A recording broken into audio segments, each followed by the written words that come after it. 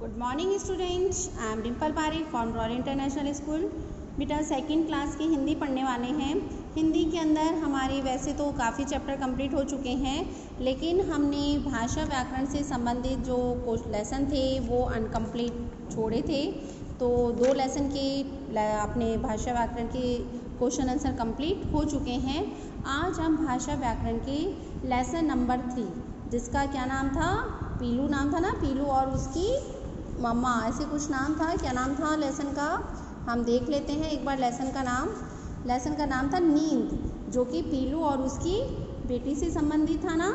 तो बेटा अपन ने इसके क्वेश्चन आंसर तो कंप्लीट कर लिए थे, लेकिन आज हम कंप्लीट करेंगे उसकी भाषा और व्याकरण से संबंधित जो क्वेश्चन है उसका कंप्लीट कर लेते हैं।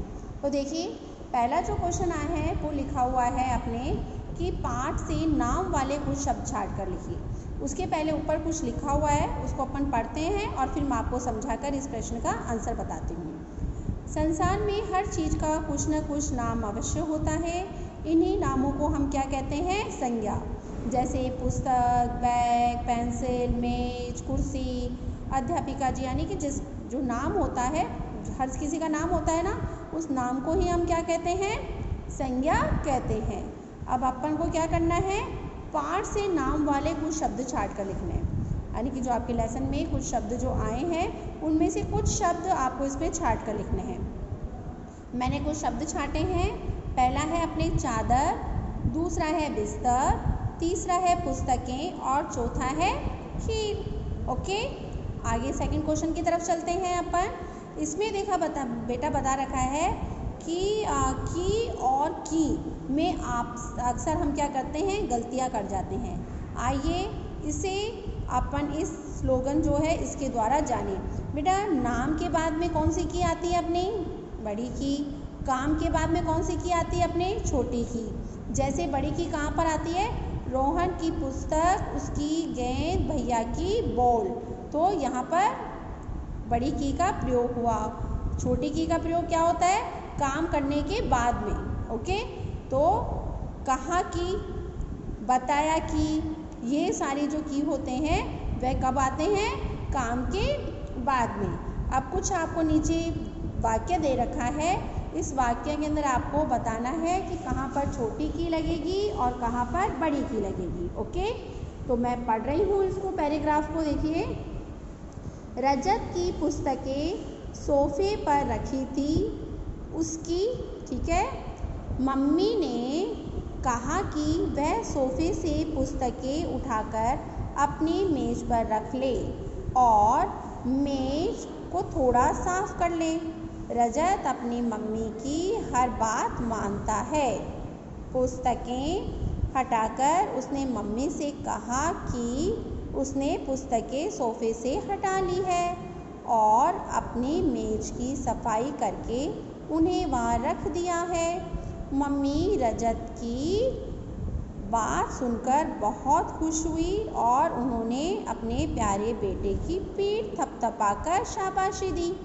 तो बेटा देखिए, पहली जो रिक्त स्थान है वहाँ पर बड़ी की, उसके बाद में उसकी में भी बड़ी की, तीसरे में छोटी की, फिर बड़ी की, फिर छोटी की, फिर बड़ी की और फिर बड़ी की। इस तरह से इसमें की का प्रयोग किया गया है। क्लियर बेटा, आगे चलें। आगे बेटा क्वेश्चन नंबर 3 आपको दे रखा है। इसमें बताया गया है नाम वाले शब्दों की जगह उनके बदले प्रयोग किए जाने वाले शब्दों का सही प्रयोग करके आपको खाली स्थान भरना है। ओके, तो खाली स्थान में क्या आएगा वो आपको लिखना है। तो यहाँ पे आएगा, पीलू ने कहा मम्मी मैं सोने जा रही हूँ, आप मुझे 2 घंटे से पहले बिल्कुल नहीं जगाना। इस पर मम्मी ने जवाब दिया, शाम के समय तो तुम्हें खेलने जाना है, तुम सो गई तो खेलने कब जाओगी।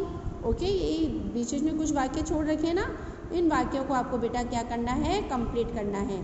तो पहले में क्या आएगा, मैं, दूसरे में आप, फिर मुझे, फिर उसके बाद में इन्वर्टेड कॉमा आएगा यहाँ पे, क्योंकि किसी के द्वारा कही हुई बात हम किस में कंप्लीट करते हैं, किस में लिखते हैं, अपने उदाहरण चित्र में इत्यादि में करते हैं ना।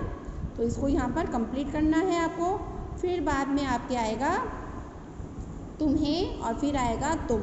ओके, इस तरह से इसको कंप्लीट करना है। क्लियर बेटा? चलिए आगे क्वेश्चन नंबर 4 की तरफ चलते हैं। इसमें दे रखा है इन शब्दों का अपने वाक्य में प्रयोग करना है।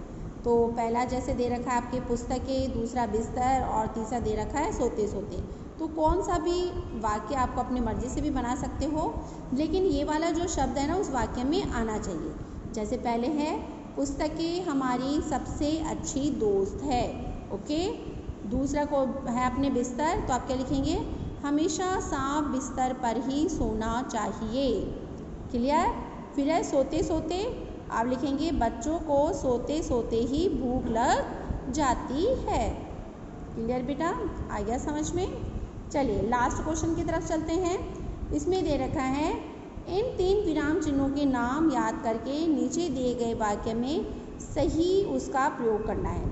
तो आपको पता है ना, पूर्ण विराम, अल्प विराम और उद्धरण विराम। पूर्ण विराम सीधा एक ये वाला, अल्प विराम जिसे हम कॉमा के नाम से भी जानते हैं, और ये अपने उद्धरण चिन्ह है। ठीक है, तो आपको क्या करना है?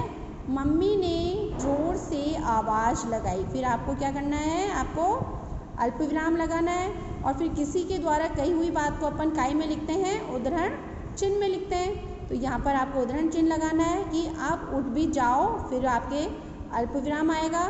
फिर आप लिखेंगे फिर स्कूल देर से पहुँचोगी, फिर पूर्ण विराम लगा के और इसको कंप्लीट करना है। तो इस तरह से आपका ये जो वाक्य है वह कंप्लीट हो जाएगा। क्लियर बेटा?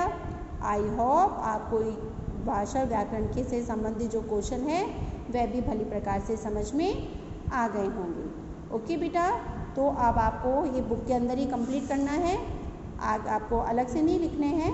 बुक के अंदर कंप्लीट करके और बुक ही आपको मेरे को चेक करवानी है। ओके बेटा, आज के लिए इतना ही। Good day, goodbye, take care.